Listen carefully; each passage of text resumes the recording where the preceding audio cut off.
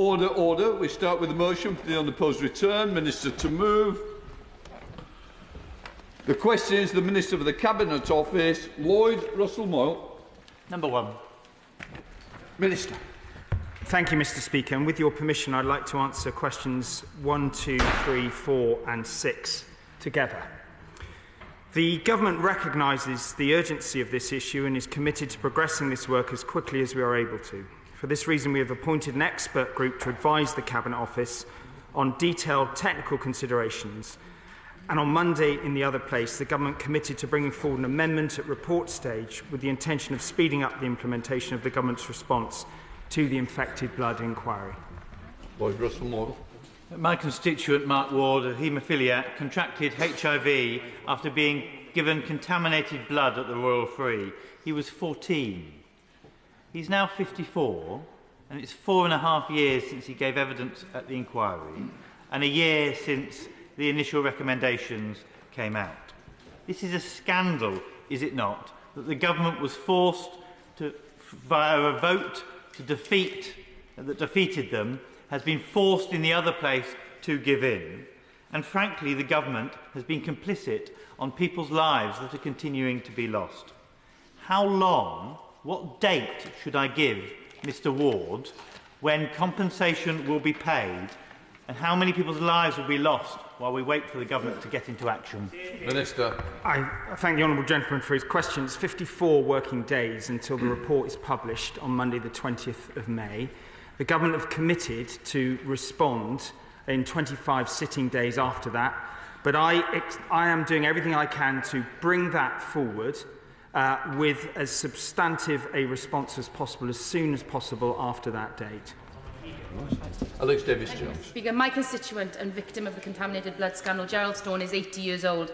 He is currently in and out of hospital and is having to take morphine for the insurmountable pain he is suffering. After bravely giving evidence to the public inquiry and the publicity that followed, his lifelong neighbours began to question whether it was even safe to live on the same street as him, and they even went to the police. Victims like Gerald are dealing with the physical and mental consequences of this every day. But one of the queries that Gerald would like to ask the Minister is, where does this 30,000 potential claimants figure come from? This figure has been regularly disputed and has been one of the reasons for the hold-up for getting on with this and providing justice for victims like Gerald. Can the Minister provide clarity on that figure? Minister. Well, what I'm trying to do is ensure that we have a comprehensive response as soon as possible. And that's why I've appointed Professor Sir Jonathan Montgomery to head up a team to give advice on how to implement the recommendations of the report. And I'm doing that as quickly as I can. There are issues around eligibility, the severity of disease progression, etc., which I need to be sure on, but I can actually address the challenges that exist out there. With respect to that 30,000 figure, I can't give a number at this dispatch box, but what I will do is ensure that the response that the Government gives when it comes is as comprehensive as possible to give some assurance to the Honourable Lady's constituent. McCarthy. Thank you, Mr Speaker. ITV is now set to produce a drama about the contaminated blood scandal following the success of Mr Bates versus the Post Office. As we know, thousands of people have been affected, including my constituents Catherine, who lost her husband in 2005, and Margaret, who lost her husband Bill in 2021. I have to say, Bill was a local councillor. I knew him very well. He was an absolutely lovely man. He was also a trustee of the Haemophilia Society.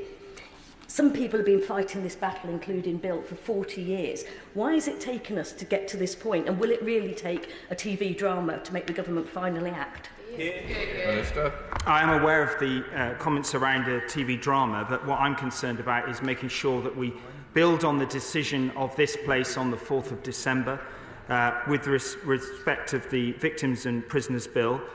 That legislation is working its way through the other place. The committee stage will finish I think on the 12th of March. Therefore, the report stage can't happen before the 15th of April. But as I listen to the testimony of the Honourable Lady and noble lords in the other place, with nephews and husbands who've died through contaminated blood, it actually makes me more determined to make sure that the Government's response is as comprehensive and meets expectations of everyone in this place and the country at large. Davies-Jones. I think the Minister is a good man and he's trying to do his best.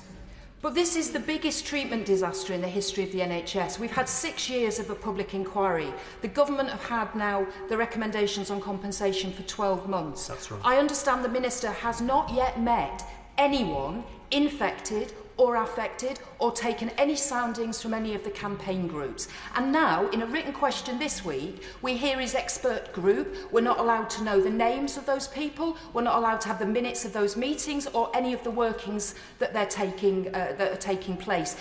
Does the Minister understand, after decades of cover-up, of criminal activity, the way that he is now treating the infected and affected by the lack of transparency is totally unacceptable? Hear, hear. I thank the Right Honourable Lady for her question, and as I explained to her when I met her on the 6th of February and again when I spoke to her on the 8th of February, I explained the context with respect to Professor Sir Jonathan Montgomery's appointment. Sir Brian, as she knows, recommends that eligibility for compensation includes those with Hep C, HIV, or chronic cases of Hep B. With respect of the question she asked me about engagement with the groups, I'm obviously very keen to do so when the report stage happens in the middle of April. I am then working on plans to engage with as many groups across the United Kingdom as possible, building on my conversations with the DA representatives on the 6th of February. Grahame Morris. Thank you, Mr. Speaker. Since the recommendations of the infected blood inquiry were announced, another 82 victims of the scandal have sadly died. Now, I know what the Minister said there about the appointment of Sir Jonathan Montgomery as chair of the experts offering technical advice on the compensation talks. But may I just express the anger of one of my constituents who's a victim about this appointment? And he's asked me to ask, what confidence can victims have in the compensation process when an individual linked to pharmaceutical firm Bayer, a company that supplied infected blood, and who is chair of the Oxford University Hospitals NHS Foundation Trust, who were at the epicentre of the scandal, is advising the Cabinet Office? I thank the honourable gentleman for his question. The appointment of Sir Jonathan Montgomery was compliant with all the processes similar to those that were used for the appointment of Sir Robert Francis and others. I recognise the concern expressed around Jonathan's involvement with Bayer. That ceased in the end of October last year. He was part of an independent advisory group, not making executive decisions for the pharmaceutical company. And in the other place, Noble Baroness Brinton described Sir Jonathan as a well-respected ethicist. He has not been asked for further recommendations. He's asked to assist to advise the government on the implementation of the recommendations that have been made in the reports. I hope that's helpful. Robin Walk. Thank you, Mr. Speaker. Like other members who've spoken on this question, I have constituents and friends who've been profoundly affected by this, both through hepatitis and HIV. I recognise my honourable friend is working extremely hard to come up with a solution to make sure compensation can move forward. Can you update the House on any conversations with the Treasury to make sure that we can deliver that compensation as swiftly as possible once it is available? Well, conversation taking place all the time across Whitehall with respect to this. That will continue at pace as we move towards the 20th of May publication, and my determination to bring forward as substantive as possible response on the compensation issue as soon as possible after that.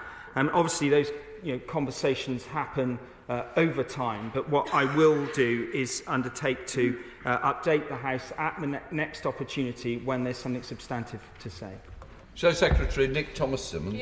Thank you very much, Mr. Speaker. Now, in his second interim report of the 5th of April 2023, Sir Brian Langstaff set out, and I quote, "I recommend that a compensation scheme should be set up now, and it should begin work this year."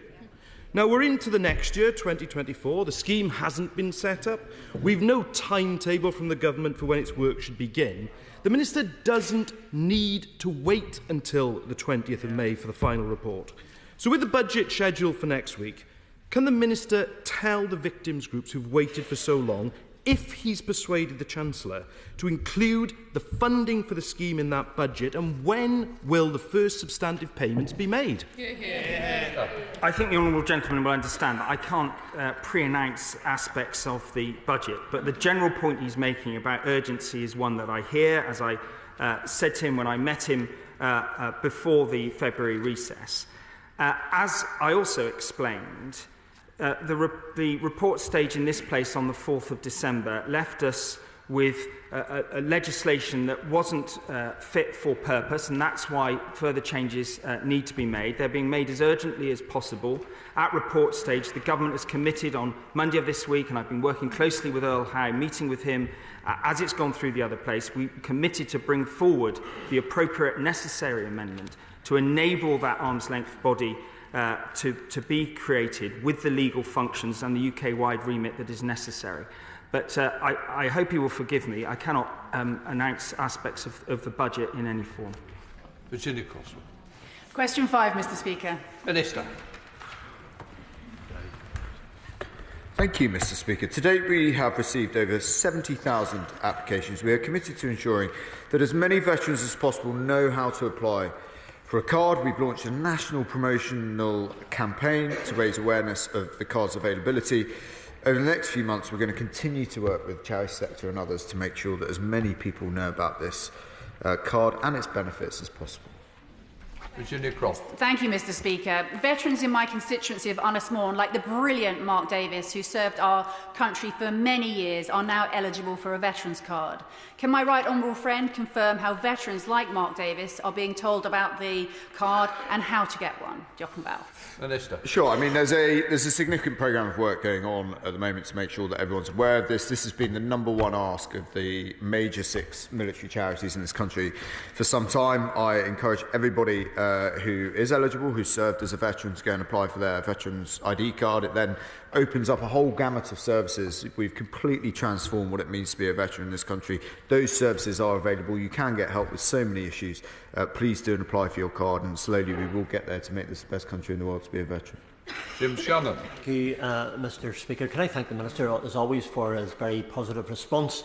The Minister will know, of course, that services in Northern Ireland, whether it be the Army, the Royal Navy or Royal Air Force, people in Northern Ireland are joining up to serve, and they have done over the years. Beyond the battlefield, which I'm hoping the Minister will visit shortly in releasing, is one of those organisations that helps veterans. Can I ask the Minister a very specific question about Northern Ireland? Does the Minister hold any statistics as to how many service personnel have applied for veteran ID cards from Northern Ireland? So I don't have a figure to hand how many have. Northern Ireland traditionally has a higher representation of service personnel. I was in Northern Ireland 2 weeks ago and impressed with some of the services, but to be honest, Northern Ireland is not where I want it to be in terms of Veterans Affairs, and we're looking at all options now, how the Office of Veterans Affairs can really lean in and make sure that that standard, whilst mindful of the fact that health and housing and all these other things have devolved, that standard that we now see in England for veterans' care is replicated across the United Kingdom in Northern Ireland, Scotland and Wales. Shadow Minister Steve McCabe. Well, let me congratulate the Office for Veteran Affairs and the MOD on their achievements with the rollout so far. It's probably fair to acknowledge there's still some way to go. Isn't it quite surprising, Mr Speaker, that the veteran ID card can't be used for the purposes of ID in a UK election? When does the Minister hope to put that right? So the ID card is the first phase in a multi-phase operation to ensure that that objective can be achieved with a whole load of other issues. The challenge here was digitising 13 million veterans' records to make sure that we had an accurate picture of veterans. Getting that ID card out was the first phase, but of course the ambition is to make sure that that's used for all sorts of purposes, including the one that he mentions. Come to Mark Polson. Thank you, Mr Speaker. Number 7. Minister. Thank you, Minister. With your permission, I would like to take questions 7 and 11 together. The Procurement Act, the landmark Procurement Act, which this government passed last year, is going to deliver simpler, more effective public sector procurement and help small and medium-sized enterprises across the country secure a greater share of the approximately £300 billion of expenditure every year. The Act includes a new duty on contracting authorities to have regard to the particular barriers faced by SMEs and to consider what can be done to overcome them. Paulson. Speaker, small businesses are the lifeblood of our economy, and there are 5.5 million of them in the UK, making up over 99% of all businesses and 61% of private sector employment. But currently, only a fraction of 1% offer their goods and services to the public sector. So I wonder if the Minister could just say a little more about the work that's being done to encourage more of them to enter the tender processes. Minister. Well, I'd be delighted to, Mr. Speaker, because the government is entirely committed to ensuring that SMEs get a bigger share of that pie. And the latest published SME spend figures show that UK small businesses receive £21 billion worth of work, and that was an increase of £1.7 billion on the previous year's figures. That's the highest since records began, and the 5th consecutive year that government work won by small businesses increased. And crucially, that's before the effects of the Procurement Act kick in. Thank you very much, Mr. Speaker. As my honourable friend has said in his reply, the Procurement Act is hopefully the solution to many of these problems, but it's not due to come in force until the beginning of October. Can he confirm that it will definitely come into force then, and that the necessary secondary legislation is in hand? Minister. Well, I'm pleased to be able to report that, despite the fact that this is complex legislation which requires work streams in a number of areas, not just secondary legislation, but also in learning and development for those working for contracting authorities, a new online platform that's going to make procurement much easier and better for both those who are supplying services and those who are procuring them. We are on track to meet our targets. Number 9, Mr. Speaker. Mr. Speaker, the Government are delivering a programme of engagement with stakeholders across all sectors in all parts of the country and with key European Union trading partners to ensure goods continue to move across the border. We have not identified any specific risk to the cross-border flow of goods. Thank you, Mr. Speaker. Well, the Minister may not have identified risks, but businesses certainly are very worried about potential delays and costs. And alongside the not the EU labelling issues, Food and Drink Federation estimate an extra £250 million a year in costs. So I challenge him, is he really saying there's going to be no extra costs for our hard-pressed constituents as a result of all this extra bureaucracy? Well, Mr. Speaker, we're not saying that, no. But I would say to him that appropriate import controls are fundamental to ensure that we can protect the UK's food supply chain, our food and farming industries and our natural environment from biosecurity risks. The border target operating model will have very little impact on most of our fruit and vegetable imports, which have been classified as low risk. And since he presses me, I would say to him that inflationary impacts on food for consumers will be at most less than 0.2 percentage points over a 3-year period, and we've published the methodology online. Of course, no one should ever be cavalier about the cost of food, but I'm sure he'll agree with me that 0.2% over 3 years is a small figure. Dame Neargriff, the Shadow Minister. Indeed, Mr. Speaker. Well, I'm absolutely astonished. I really am astonished at the complacency about the impact on UK food bills, because the government's own projections say that this border scheme will cost UK businesses some £330 million per year, whilst the British Chamber of Commerce has highlighted charges for EU goods coming into the UK. So what assessment has the Minister made of the full inflationary impact of these measures on UK food bills? And with further checks due to start in April, what preparations are in hand to prevent a repeat of the chaotic scenes at our ports that we've seen before on this government's watch? Well, Mr. Speaker, alas that there are disease outbreaks in the European Union, and alas that there is food circulating that doesn't comply with EU standards. And I hope to protect the people of Wickham and the whole United Kingdom from unsafe pork and chicken, and to make sure that we don't end up vulnerable to things like the horse meat scandal. As I understand it, the Labour Party wishes to revert to a regime that we had when we were EU member states by aligning with the EU on SPS matters. And I remember very well the horse meat scandal which arose then. I don't want to see anything like that occur again. I'd just point out that an outbreak of African swine fever would be a fundamental threat to the viability of our pig industry. industry. Foot and mouth cost British businesses £12.8 billion at 2022 prices in 2001. The cost of ash dieback is forecast to be £15 billion to the UK. I think we need to take seriously the need to protect our borders, the need to check these high-risk, medium to high-risk products, and that's what this government will responsibly... Spokesperson Kirsty Blackman. Has the government made any assessment of the additional cost to SMEs of these changes, that the red tape that they've had and will have to wrangle with, and how many businesses will go under as a result? Well, Mr. Speaker, we're not expecting businesses to go under as a result of this, but again I refer to the answer I just gave. It's vital that we protect our borders. The reality is that there are risks to public health through food, and we need to make sure that we're not cavalier about these checks. You know, it is vital that we protect our borders, protect the public, and that's what we're going to do. We are continuing to engage with businesses. We are expecting there to be very few problems, and we will work our way through. But there's no question of being cavalier. We've been working very carefully to consult with stakeholders and to make sure that there have not been great problems. She shakes her head, Mr. Speaker, but I just point out that the 31st of January deadline for export health certificates passed by, and there were not the problems which were forecast. Kevin Foster. Question number 10, please, Mr. Speaker. Minister. The Office of Veterans Affairs and the MOD launched a new service in January allowing veterans to apply for their cards. Since then, 1,259 veterans have applied from Cornwall and 2,793 from Devon. Well, thank you, Mr. Speaker, and I thank the Minister and my fellow Devon MP for his answer. You know, it's very encouraging to have had positive feedback from veterans in Torfaen about the simplicity of applying online.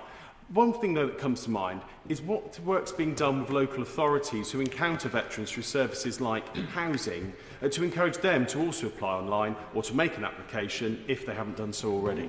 Yeah, look, it's a really good question, and I can't emphasise this point enough, that obviously as the Veterans Minister, it's my responsibility, but this is the nation's duty to look after these people, right? So we need local authorities to understand what is available to look after these people. We have armed forces champions in local authorities now. I want to see that role taken seriously. There are multiple pathways now, specifically for veterans, through health, housing, employment and a number of other issues. But clearly it's incumbent upon all of us in public life to understand what is available for veterans so that when we find one who is in need, they get the world-class help they deserve. Justin Matters. Number 13, please, Mr. Speaker. Minister. Is it number 13, Mr. Speaker? 12. I think they've been reordered. Anyway, this question, with your permission, Mr. Speaker, I'll take this question and another question together.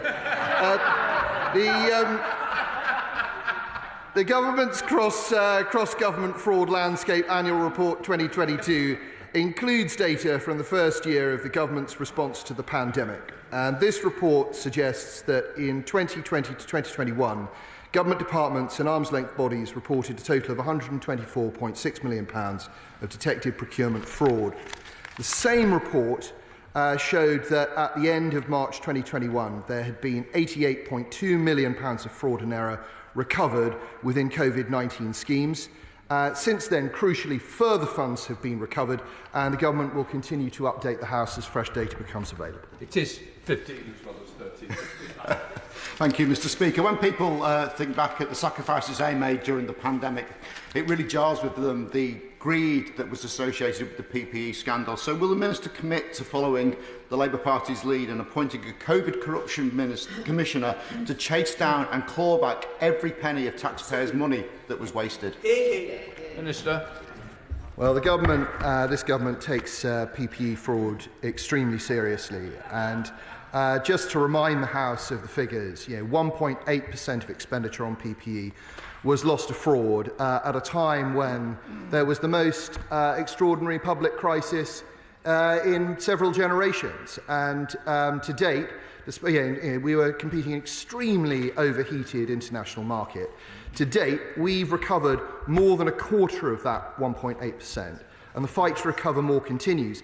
PPE procurement is subject to ongoing contract management controls, active dispute resolution and recovery action. The law is on our side, Mr. Speaker, and we are using it. Sarah Edwards. Thank you, Mr. Speaker. The COVID procurement scandal upset many people, and rightly so. I spoke with a fantastic local business in Tamworth called Wearwell UK, who were manufacturing PPE as part of the regional procurement, but were cut out of this process during the pandemic.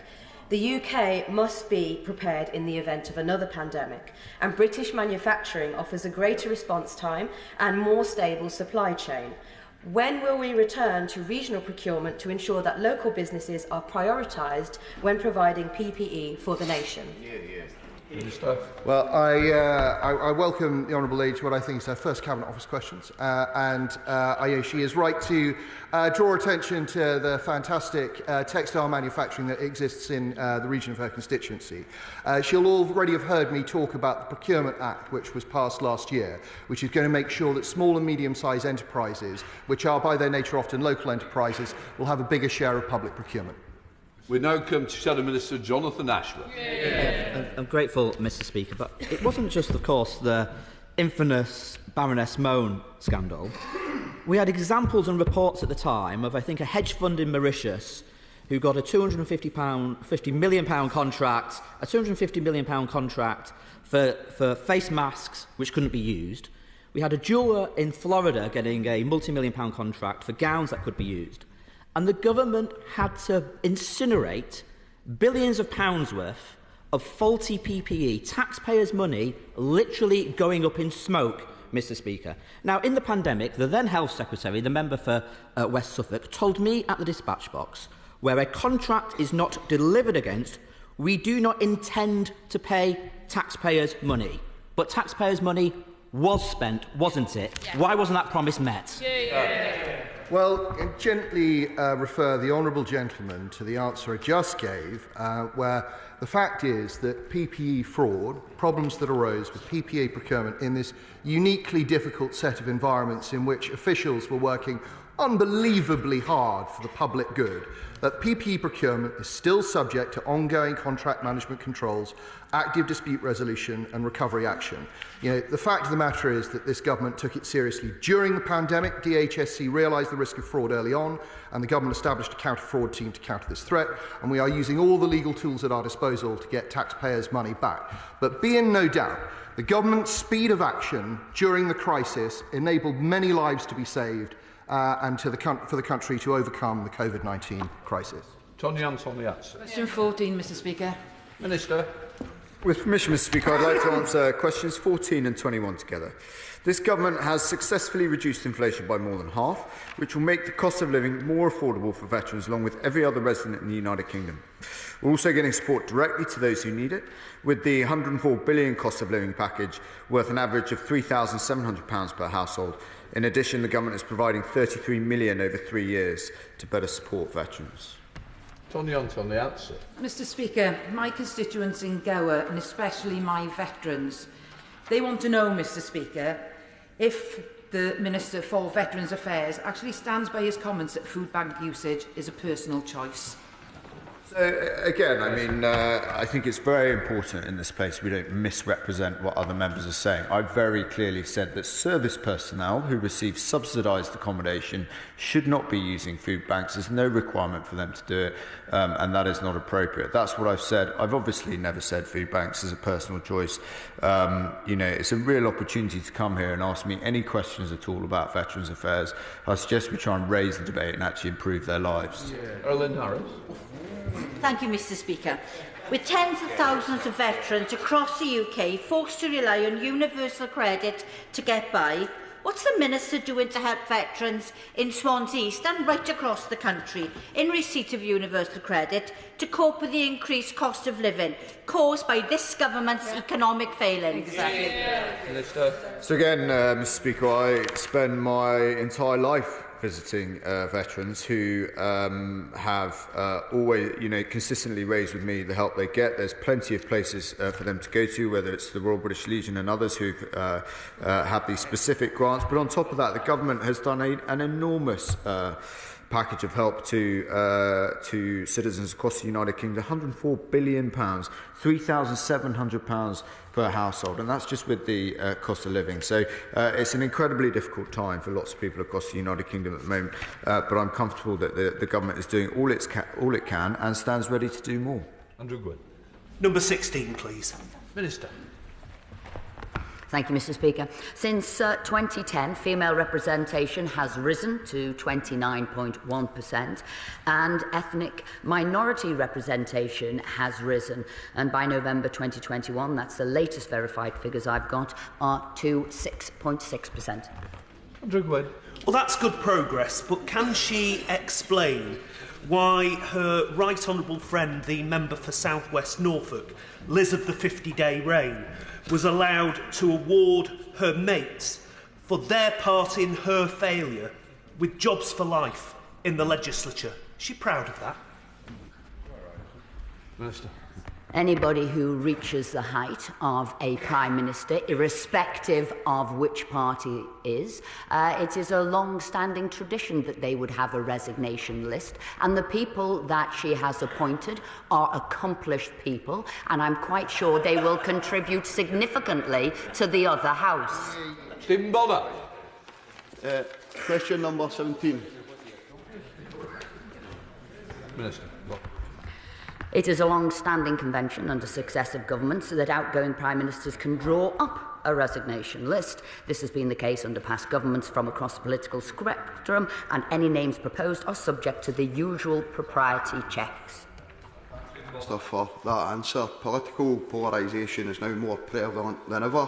Polling has consistently shown voters across the political spectrum united in their opposition to an unelected House of Lords. The trouble the public face is that this government does not want to know, and merrily carries on stuffing the House of Lords full of loyal stooges. So when will the government finally take its fingers out the ears, listen to the public, and begin to consider long-required reform of that place through there? I would kindly say that many people in the other House are probably somewhat insulted by his words there. Many are highly accomplished in a variety of different specialisms and bring much insight to the House as they scrutinise legislation that comes through this House. Wendy Chin. Question number 18, please. Thank you, Mr. Speaker. Gov.uk is among the UK's most recognised and trusted digital services. It's constantly monitored to assure and improve the service it provides to users through data analytics, user research and feedback, while the latest Gov.uk strategy prioritises proactively reaching more people in more places. Wendy Chin. Thank you, Mr. Speaker. Government processes need to work if our democratic system is to have the trust of our constituents, and we know that many people using government IT systems to manage their tax payments, their national insurance credits or their benefits simply experience errors in how their accounts and money are handled, and this is unacceptable. So will the Minister accept that a cross-departmental review of how those ICT systems work needs to be carried out so that constituents can trust that the government isn't losing their hard-earned money? Minister. Well, I'm pleased to tell the Honourable Lady that polling at the end of last year found that 76% of respondents are satisfied with Gov.uk, 78% agree that they could typically find what they wanted on Gov.uk, 74% trusted the information that they found. And but obviously we keep all of our systems under review. But Gov.uk is a trusted brand, and it's getting better every day. Mary Wilson. Question number 19, Mr. Speaker. Minister. Thank you, Mr. Speaker. The Prime Minister has been clear that he will lead a government of integrity, professionalism and accountability at every level. He is delivering on that promise. I met with Sir Laurie Magnus in November, the independent advisor on ministerial interests. Thank you, Mr. Speaker. A survey published by the Institute for Government just this week revealed that 2/3 of the public don't believe that this government behaves according to high ethical standards. I don't think anyone in this House will be surprised, given the behaviour we've seen of some, particularly former ministers, over the past 5 years. And even just in the last few weeks, there have been question marks raised about potential breaches of ministerial code by the business secretary. And we've seen failure rewarded constantly with outrageous severance payments. So will the Minister finally fully enshrine the ministerial code into law? Minister. I think that matter has been discussed previously, and the Committee in Standards in Public Life does not recommend that in 2021, because it would afford significant authority to a body that is out with the accountability to the House. Sir Desmond Sway. Number 20, sir. Thank you, Mr Speaker. We've expanded the Veterans Welfare Service provision in Northern Ireland and allocated £500,000 to a Defence Medical Welfare Service pilot to support veterans' health and wellbeing in Northern Ireland. On legacy, we are committed to working with the NIO, MOD and the ICRIL to ensure veterans are fully engaged and supported. What support can veterans expect from the Commission for Reconciliation and Information Recovery? So we're doing everything we can to support veterans who are going through that process. It's essential that veterans are engaged as it develops its policies and processes, and we're working closely with the Ministry of Defence to ensure that legal and welfare provisions are established to make sure veterans are supported through that process. Go to Topicals, Bob Glen. Question number topical 1, Mr Speaker. Secretary.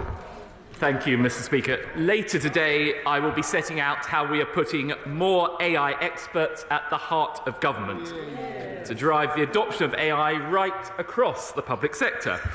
Not only will we revolutionise services, we'll increase productivity, cut inefficiencies and save taxpayers millions of pounds. Earlier this month, I launched the Pall-Mall process alongside international allies. This will combat the proliferation of irresponsible use of cyber intrusion tools that are commercially available. Mr Speaker, I am determined that the Cabinet Office will lead the way in seizing the opportunities presented by these new technologies whilst guarding against risks. Bob Blackman. Thank you, Mr Speaker, and I thank my right honourable friend for his update.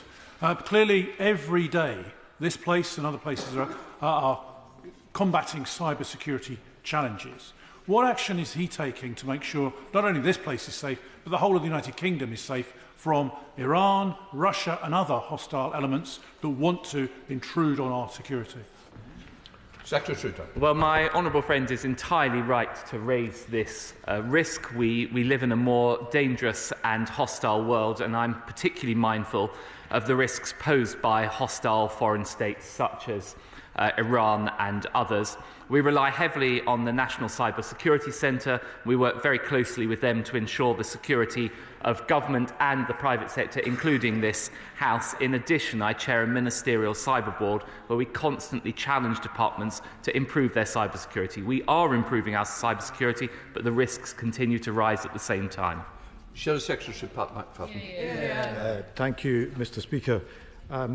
As the Minister has seen, we've had a lot of questions today on the infected blood scandal, and I want to return to it by asking him to confirm that it is no part of the government's decision-making process on the timescale of granting compensation payments to create fiscal headroom needed for the much-anticipated pre-election tax cuts in next week's budget. Minister. I can confirm that's not the case. Speaker, Baroness Moore and her husband made a £60 million profit on a £200 million contract for PPE, much of which the NHS deemed unusable. The couple have had a reported £75 million of assets frozen, but they also have a horse running in Britain's favourite horse race, the Grand National. Now, that's not racing's fault, but wouldn't it be a grand national disgrace if the owners were able to walk away with winnings while taxpayers are still waiting to get their money back from being sold a mountain of unusable PPE? Sir Oliver. Well, the government continues to take robust action to recover any misused funds, and indeed, as the right honourable gentleman will be aware, there are both criminal and civil proceedings ongoing, so there's limited things I can say in respect to the allegations he's made. As the Secretary of State in the Cabinet Office and Deputy Prime Minister, my remit runs to many areas. Unfortunately, it does not extend to the outcome of the Grand National. If you could, we could all make that. Virginia Crosby. Thank you, Mr Speaker. Dedicated people like Kath Eastman of SAFA, Piers Beelan from the Royal British Legion and RAF Valley, Padre Mike Hall worked tirelessly to support veterans across Moor. And I'm delighted that a Veterans Hub is to be opened at RAF Valley on Friday the 22nd of March, giving local veterans a place to meet and access support. Will my right honourable friend extend his congratulations to the team responsible, and will he come to RAF Valley to visit the hub? Minister. I would, of course, love to come to RF Valley at some point, and I've been to her constituency previously before she was the member, and it's a beautiful part of the United Kingdom. And obviously, I pay tribute to everybody who works in this sector, who, you know, really steps up and steps into the breach and works hard to make sure that those coming out of service with particular needs are supported, and we look after them in the manner in which I want to see. We now come to SNP spokesperson Kirsty Blyton. In response to the question for the member from Twickenham, the Minister stressed the importance of accountability to this House of Ministers, particularly around the ministerial code breaches. But neither the independent adviser nor the Prime Minister are truly accountable to this House when it comes to ministerial code, nor is the Foreign Secretary accountable to this House at all. Trust is at an all-time low and ministerial code breaches are rife. When will the government revise the ministerial code to include appropriate sanctions so that ministers can no longer break the code with impunity? Mr. Oliver. Well, the government continues to keep the ministerial code under review. What I would say in respect of the ministerial code and breaches of the ministerial code, it has to be the case that the Prime Minister of the day is able to determine ministers in the government which he leads on behalf of His Majesty. I think that's an important constitutional principle, but the Prime Minister will not hesitate to take action if there have been inappropriate breaches. And indeed, in respect of accountability of the Foreign Secretary, I know that discussions continue as to the best way of ensuring that this House holds him to account in the way he already is accountable, for example, to select committees. Sir Jake Barry. In July 2019, the Minister's Department issued new guidance effectively outlawing gagging clauses across government departments. Do they have any plans to extend this to local authorities? Because I'm sure the Minister, like me, would be appalled that Labour-run Rossendale Council has issued a gagging clause against its elected representatives, backed up by the threat of legal proceedings, because the council wants to cover up a £12 million fraud in which Labour councillors may have been complicit, but certainly have questions to answer. Well, the right honourable gentleman rightly raises some very, very concerning allegations. It should not be the case that so-called gagging orders are used in this way, and I undertake to look into this matter on his behalf. Grahame Morris. Thank you, Mr. Speaker. And I've raised the pressures facing prison officers on a number of occasions. Prison officers are part of the Civil Service Pension Scheme and must work until the age of 68 to retire on a full pension.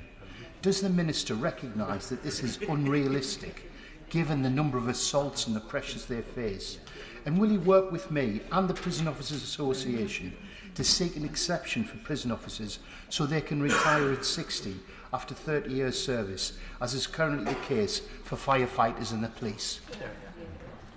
Well, Secretary. I think the honourable gentleman rightly raises the enormous contribution of prison officers, and I think they're often the undersung members of our public services, day in, day out, risking their own lives to protect all of us against dangerous and violent criminals. It is, of course, the case that we owe a duty as ministers to protect the public purse, and we have set out a clear principle for retirement age from government roles. I think we'll be reluctant to start varying that for a further group of people because it's very difficult to draw the line once we start unpicking that principle. Chris Clarkson. Thank you, Mr. Speaker. It's been reported in the Telegraph that Starmerite think tank Labour Together have had to pay a fine of just over £14,000 for failing to declare hundreds of thousands of donations. The rationale they've given for this is that they didn't want to name some of their donors. Does my right honourable friend think that simply not wanting to do something is a reasonable basis on which to break the law? Well, the short answer is clearly no, and indeed it really worries me that it's come to this state that the Labour Party allegedly didn't want to declare those donations because of concerns about growing anti-Semitism. I think this is a very, very worrying allegation. Justin Mathers. Thank you, Mr. Speaker. The independent review into the Teeswick project found there to be, and I quote, a lack of transparency and oversight across the system to evidence value for money, as well as a persisting theme or culture of excessive confidentiality. Now, DLUC don't seem to be interested in pursuing those matters and refusing to refer it to the National Audit Office. So can the Minister explain what his department are doing to make sure that public money is spent properly? Who wants it? Cyril. Well, the government, of course, remains committed to ensuring value for taxpayer across all projects. I think, as the Honourable Gentleman rightly highlights, this is principally a matter for DLUC. Sir Christopher Cho.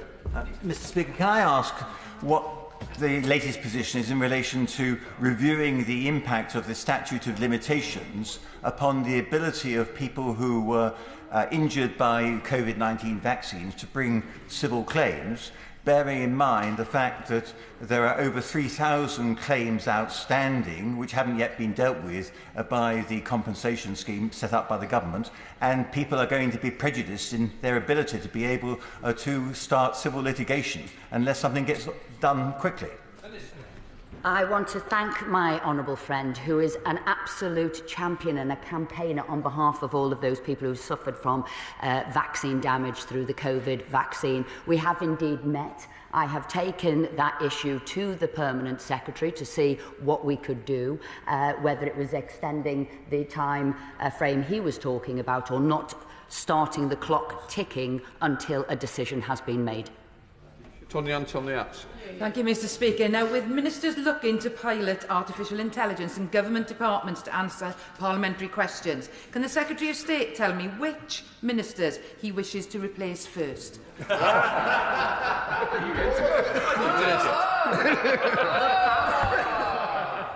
Well, until this moment, Mr. Speaker, I hadn't thought of drawing up a list, but as